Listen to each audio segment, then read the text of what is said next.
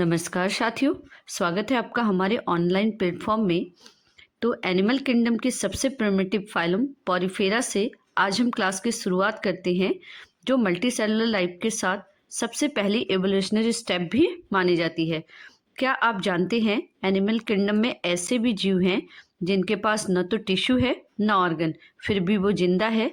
ऐसे ही अद्भुत जीवों को हम पॉरीफेरा कहते हैं। तो स्टार्ट करते हैं पॉरीफेरा के एमसीक्यूज को, मल्टीपल चॉइस क्वेश्चंस को। यहाँ से बार बार एग्जाम में क्वेश्चंस पूछे जाते हैं। तो चलिए फर्स्ट क्वेश्चन शुरू करते हैं। पॉरीफेरा का शरीर किस प्रकार का होता है? What type of body symmetry found in Porifera? तो बायलेटरल, रेडियल, एसिमेट्रिकल या ट्राइरेडियल, द्विपार्श्वीय, गोलाकार, असममित, त्रिपार्श्वीय। तो ऑप्शन नंबर बी सही हो जाएगा, radial, sorry option number C सही हो जाएगा, एसिमेट्रिकल बॉडी। तो एसिमेट्रिकल बॉडी का मतलब है जो स्पंजेस होते हैं उनकी जो बॉडी होती है अनियमित ग्रोथ करती है। ठीक है, ये अनियमित ग्रोथ करती है। इनको अगर बीच से काटा जाए तो इक्वल पार्ट में ये डिवाइड नहीं होते हैं, इसीलिए इनको क्या कहते हैं हम, इनकी बॉडी कैसी कहलाती है? एसिमेट्रिकल बॉडी कहलाती है। पॉरीफेरा को किस नाम से जाना जाता है? Porifera are commonly known as worm, sponges, coelenterate, mollusc. तो ऑप्शन नंबर बी सही हो जाएगा, स्पंजेस। ठीक है, ये कॉमनली स्पंज है। और स्पंज में स्पंज इसलिए कहते हैं क्योंकि इसमें बहुत सारे छोटे छोटे ये छिद्र होते हैं, और इस छिद्र को हम क्या कहते हैं? ऑस्टिया कहते हैं। और इसमें एक बड़ा छिद्र भी होता है जिसे हम क्या कहते हैं? ऑस्कुलम कहते हैं।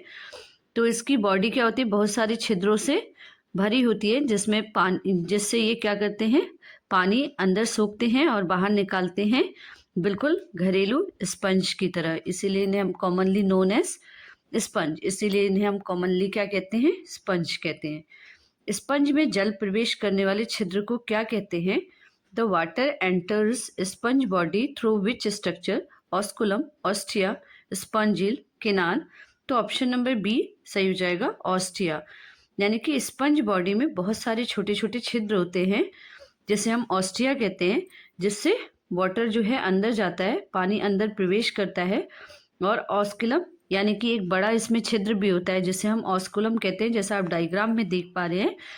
तो इस ऑस्कुलम के थ्रू पानी बाहर की तरफ जाता है। ठीक है, तो ऑस्टिया से पानी अंदर की तरफ प्रवेश करता है, ऑस्कुलम से पानी बाहर जाता है। चलिए नेक्स्ट क्वेश्चन। स्पंज में जल बाहर निकलने वाला छिद्र क्या कहलाता है? The opening through which water exit the sponges called ostia, किनार, ऑस्कुलम, स्पाइक्यूल्स।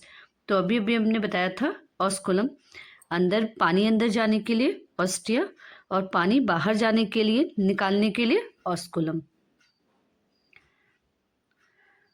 पॉरीफेरा में संग level of organisation in Porifera is, Porifera का शरीर संगठन स्तर कैसा होता है? तो tissue level, organ level, organ system level, cellular layer level. तो ऑप्शन नंबर डी सही हो जाएगा, सेलुलर लेवल। ठीक है, कोशिकीय स्तर।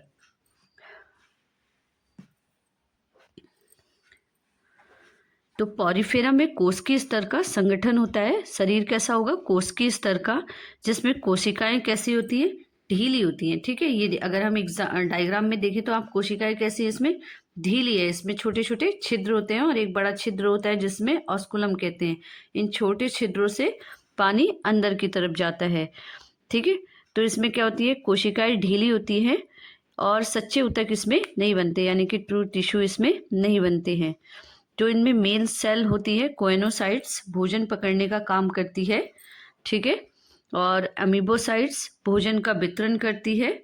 और उसके बाद है आपका एक तीसरा स्तर का इसमें कोशिकीय संगठन होता है, पिनेकोसाइट। शरीर की आउटर मोस्ट लेयर को हम क्या कहते हैं? पिनेकोसाइट। ठीक है, नेक्स्ट क्वेश्चन देखते हैं। भोजन पकड़ने वाली कोशिकाएं कौन सी हैं? Which cell help in food capture in sponge? Amoebocyte, choanocytes, pinacocyte या स्क्लेरोसाइट। तो भोजन पकड़ने के लिए कोएनोसाइट्स कोशिकाएं होती है। अभी हमने इसका डायग्राम भी देखा था आगे वाले क्वेश्चन में, ये है। कोएनोसाइट्स। भोजन पकड़ने के लिए क्या होता है, इनमें कोएनोसाइट सेल्स पाई जाती हैं। क्वेश्चन नंबर 7 देखेंगे, स्पंज का कंकाल किससे बना होता है? Sponge skeleton is made up of calcium, silica, spongin. तो तीनों से बना होता है, तो ऑप्शन नंबर डी सही हो जाएगा, ऑल ऑफ दीज। ल्यूकोसोलेनिया किस प्रकार का स्पंज है? Leucosolenia is fresh water sponge, marine water sponge, parasitic sponge, terrestrial sponge. तो ल्यूकोसोलेनिया जो होता है मैराइन स्पंज होते हैं, सॉल्टी वाटर स्पंज होते हैं। ठीक है, ऑप्शन नंबर बी सही हो जाएगा। इन्हें हम समुद्री स्पंज भी कहते हैं, ल्यूकोसोलेनिया को समुद्री स्पंज भी कहते हैं। पॉरीफेरा में जनन होता है। Reproduction in Porifera occurs by only sexual, asexual, both sexual and asexual, only budding. तो ऑप्शन नंबर सी सही हो जाएगा, बोथ सेक्चुअल एंड एसेक्चुअल। ठीक है, लैंगिक और अलैंगिक दोनों प्रकार का जनन इसमें होता है। स्पंज में श्वसन किस प्रकार होता है? Respiration in sponge occurs by gills, lungs, diffusion, trachea.